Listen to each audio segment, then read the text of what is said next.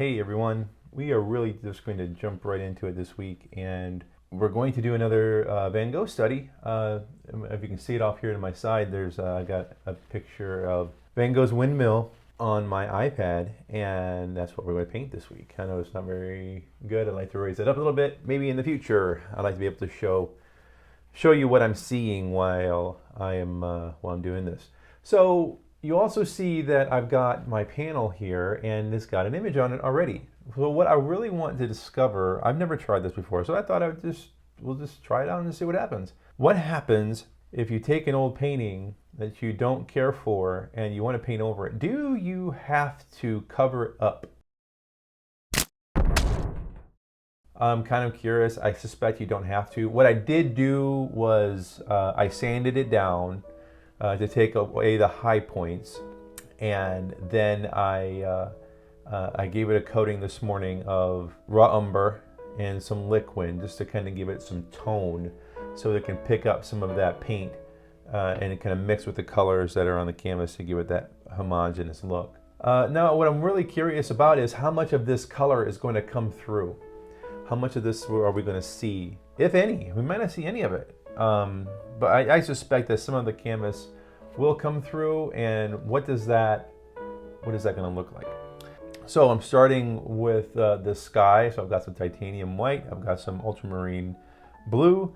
I'm also using some cold wax this morning, so we'll start with a little bit of that, and we'll just see how this all kind of comes together. Don't forget to like this video, subscribe if you haven't already. Give this video a thumbs up. Leave me a comment. Let me know if there's anything specific that you'd like to see coming up in the future. Any techniques you want me to try or explain or anything like that, I'd be happy to explore those with you. Also, I've been working with Kraken Fine Arts, and I'll put their link and all their contact information in the description below. So go ahead and check them out and check out some of my work and some of the other fine artists that they represent. So the first thing I'm going to do is I'm going to sketch this out.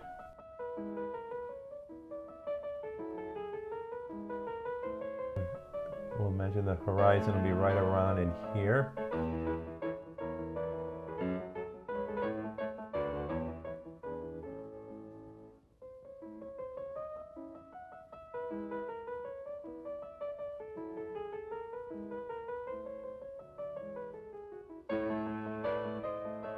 In this picture, we can tell Van Gogh actually used perspective, and just from the slope of the roof here, and from the base, we can see.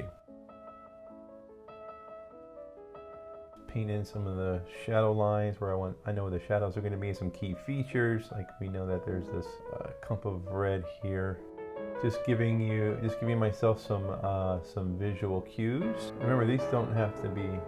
It does not have to be perfect. We're not trying to make, this isn't even a master study. I mean, I'm just using this to perform this exercise to see what happens if I paint over another canvas, another picture.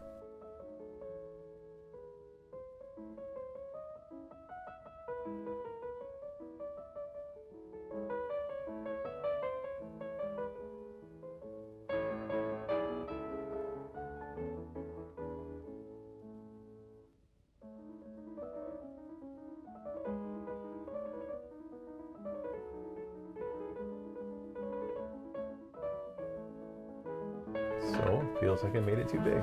That's all right. This is why we do this. It's why you sketch it out first.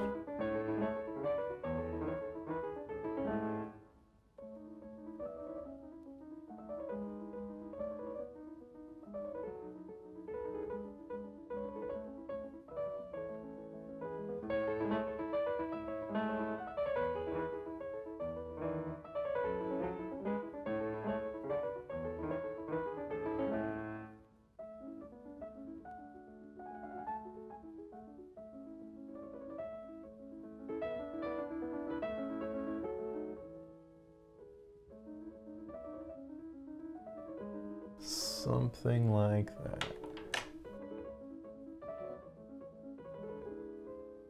It's got this really bright blue. I'm just going to put this on with a palette knife for right now. Maybe we'll change that, maybe we won't. Let that mix with some of the umber that's on the painting.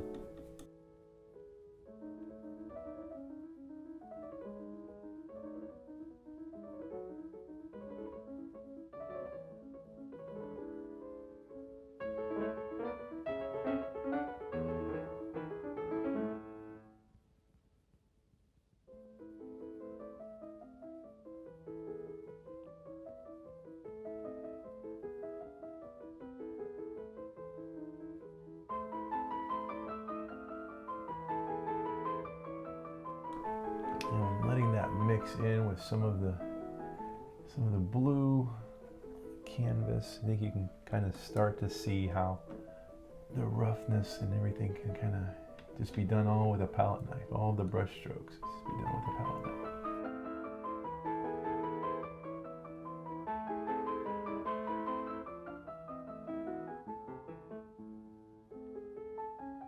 Then as we need to change up the flavor a bit here and there, we can just work on top of that. I encourage you to experiment, just try things. I mean, half the time when I'm doing paintings with you guys, I don't do much planning. I might pick out something that I want to paint or something to explore, but that's pretty much the extent of what it is that I prepare. Everything else is just at the seat of my pants, and that's why I will fast forward through some of these videos too, because sometimes it takes longer than anticipated, and I don't want to have to. I appreciate you guys watching as long as you do, and I don't want to make this feel boring and monotonous. I fast forward through some of this stuff. And I'm wiping off my knife too as I start to pick up some of this blue that comes through here, because you get plenty on your knife.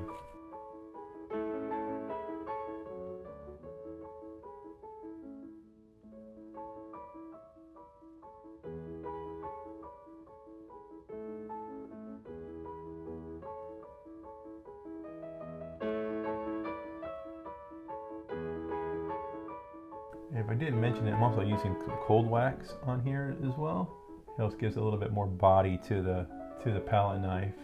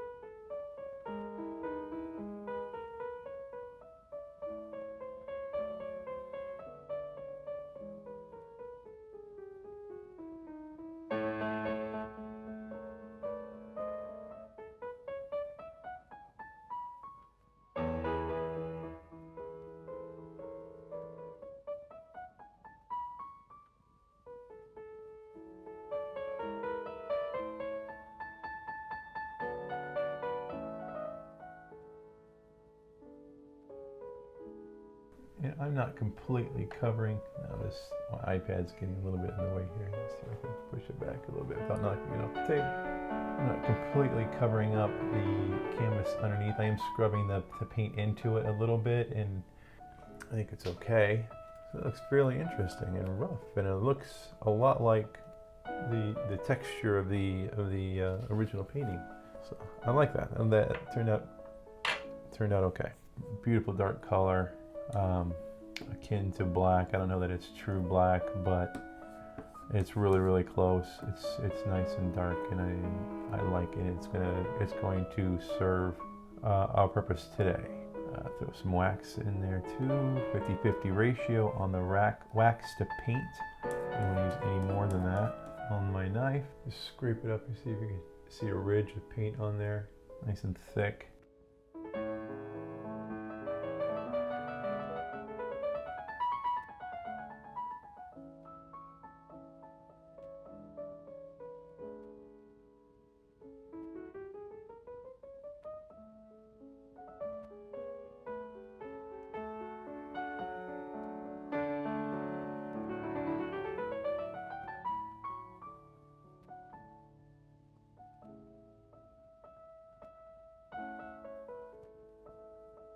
I'm just tapping my knife against the canvas now to kind of get some of that painterly texture. We can go in there with a brush if we wanted to, and just dab it on there like we have in the past. Just trying to keep with that rough, loose feeling.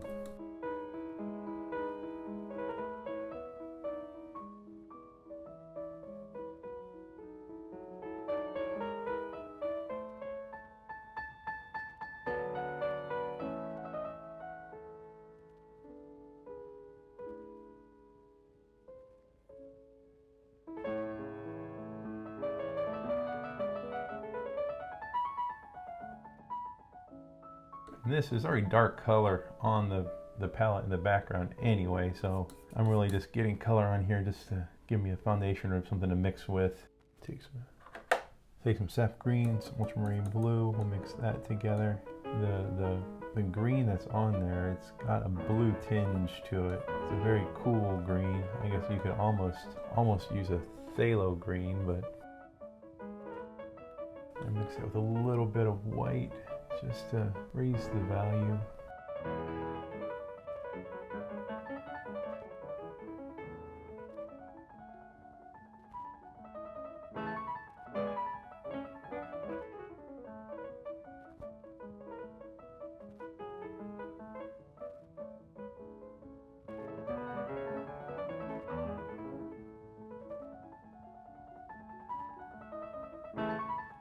Just tapping some more color variation in here.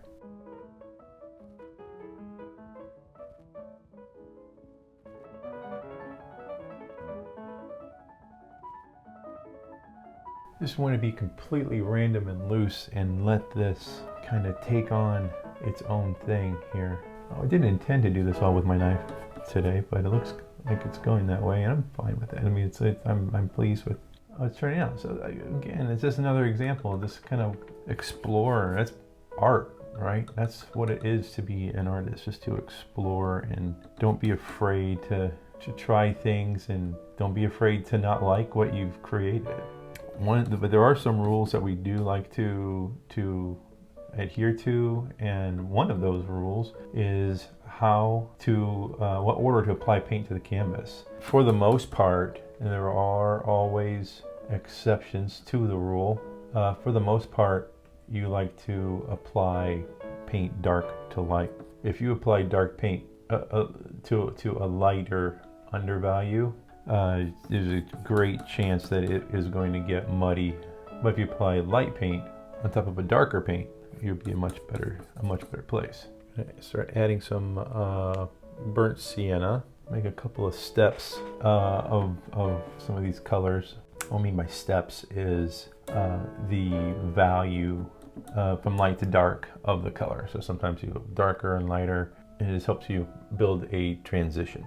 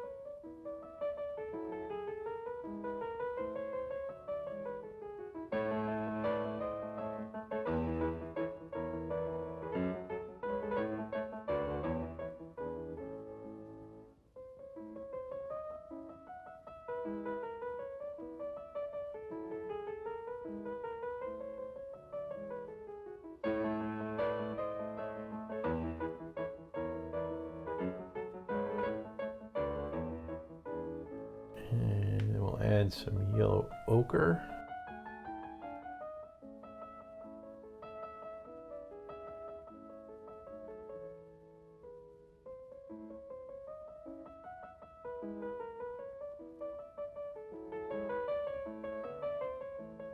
Again, I'm still working on the darker hues, and we'll come in and put highlights on top of this, and it should just make it pop out.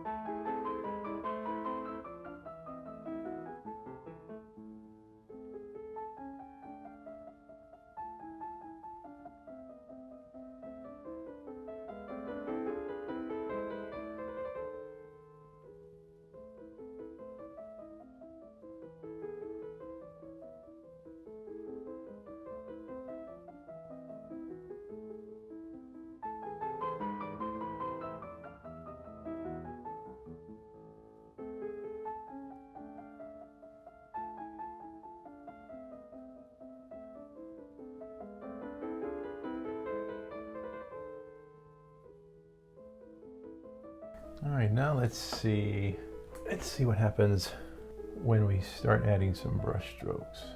And I'm going to make a stroke and then wipe off my brush because I'm trying to keep, I don't want the paint to smear so much or to blend so much. I'm trying to apply new color on top of existing color.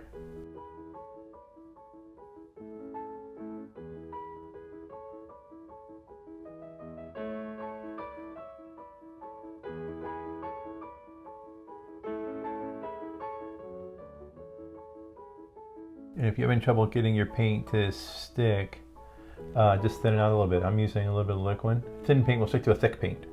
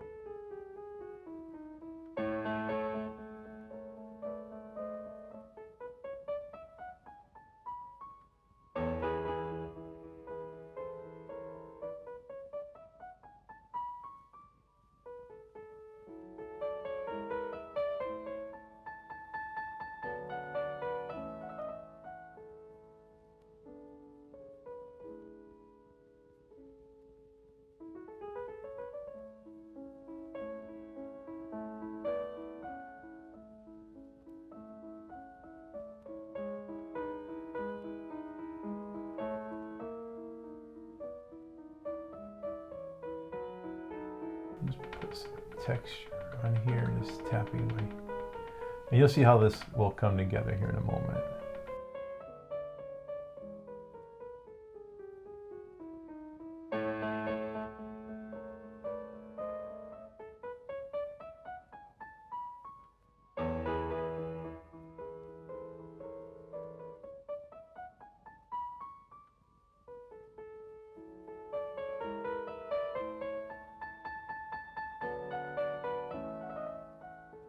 Just using the tip of my knife to just draw some stuff in. Using some of the existing color on my palette, just darkening it up where needed.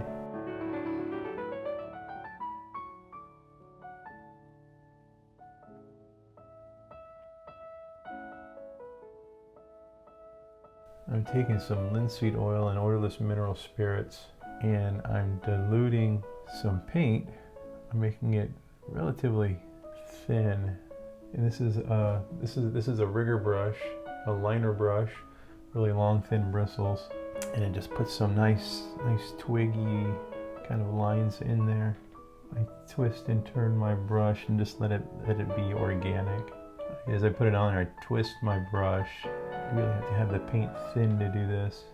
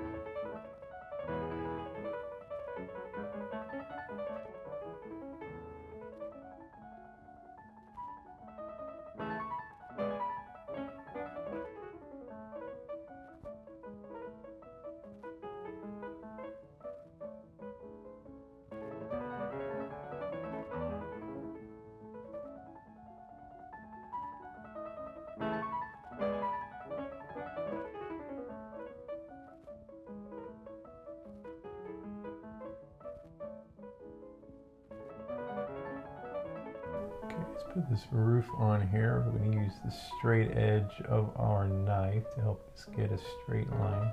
And I'm just going to paint in a silhouette. It doesn't matter too much what color you use for this. You're just looking for dark.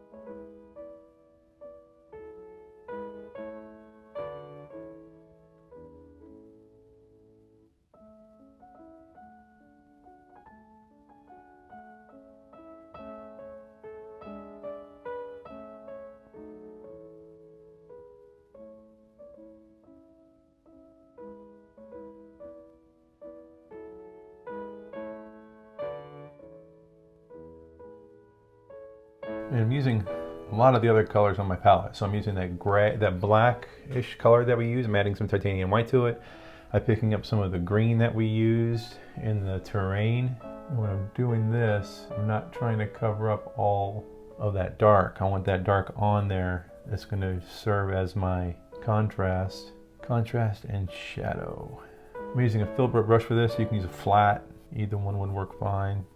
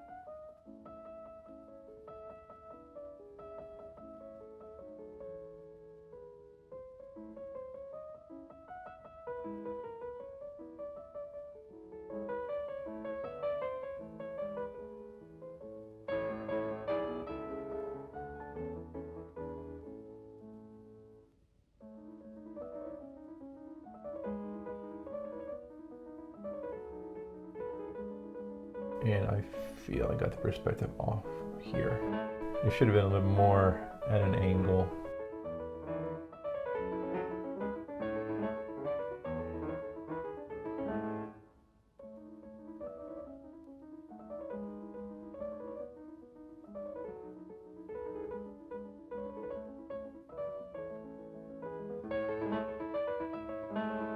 There, that helps some.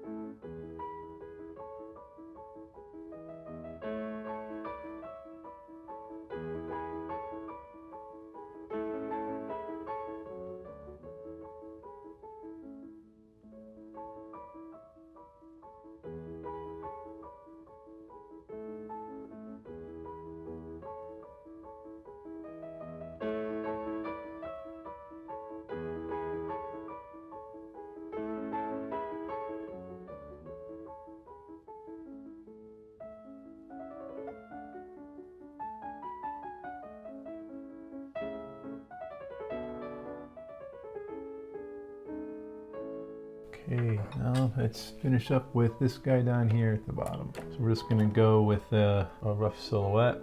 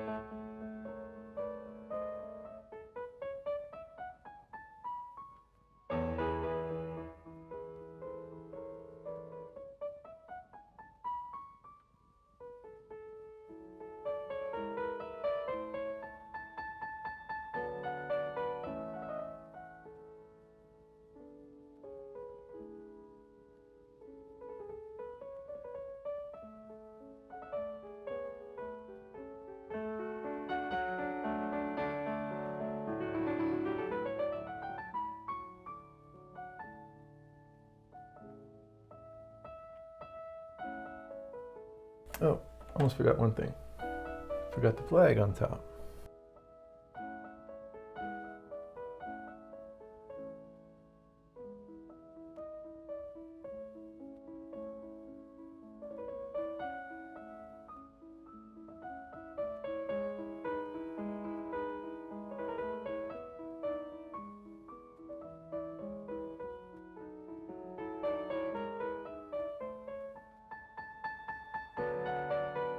I'm just adding a little contrast around the flag to make that stand out just a little bit more. So I guess to answer the question, yes, you can paint directly on top of an older painting, and no, you don't have to cover it up with a white or a gray or some primary color. You don't have to cover it up at all. You can paint right over top of it, and you can let some of the background of that painting kind of come through, as you kind of see up here, here, and it works out. There's no problem in doing that. So I hope you guys learned some stuff from this. I had some fun doing it. It was a good exercise. Again, we're able to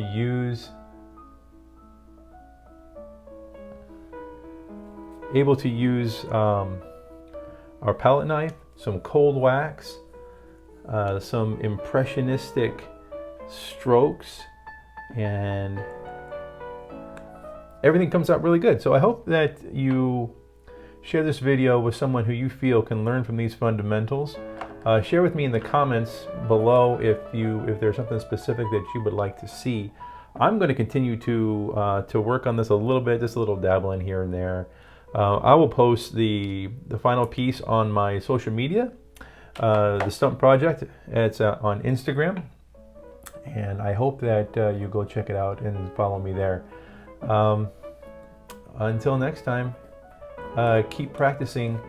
You can find inspiration anywhere. Just don't be afraid to look.